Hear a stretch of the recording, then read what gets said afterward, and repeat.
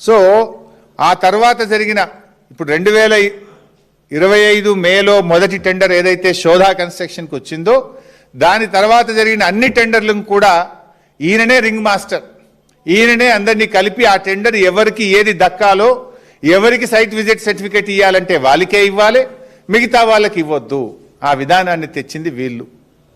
ఇప్పుడు నేను అడుగుతున్న బట్టి గారిని, ఇంత స్పష్టంగా నేను బయట పెట్టినా కదా, ఇంకా స్కామ్ జరగలేదని ఇంకా బుక్కాయించు ఎందుకు? ఇంకా దీంట్లో ముఖ్యమంత్రితో ఏం మాట్లాడుతావు? నీ బామ్మర్ది స్కామ్ చేసిండు, ఎంక్వైరీ వేయాలన్నా వద్దా అని ముఖ్యమంత్రిని అడుగుతావా? ఆయన ఏమంటాడా? జరుగుతుందా? అందుకే మేమేమన్నామంటే ఒక నైనీ కోల్ బ్లాక్ టెండర్ ఒక్కటే రద్దు చేయడం కాదు, ఈ సైట్ విజిట్ సర్టిఫికేట్తో జరిగిన అన్ని టెండర్లు రద్దు చేయాలి.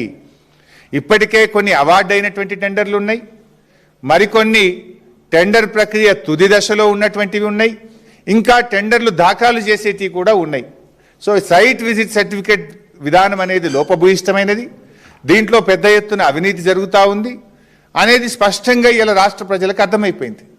మీకు పారదర్శకత ఉంటే, నిజాయితీ ఉంటే సైట్ విజిట్ సర్టిఫికేట్ మీద జరిగిన ఓబీ వర్క్స్ కానీ, సోలార్ పవర్ ప్లాంట్స్ కానీ మిగతా అన్ని టెండర్లు కూడా రద్దు చేయాలని బీఆర్ఎస్ పార్టీ డిమాండ్ చేస్తూ ఉంది. రెండో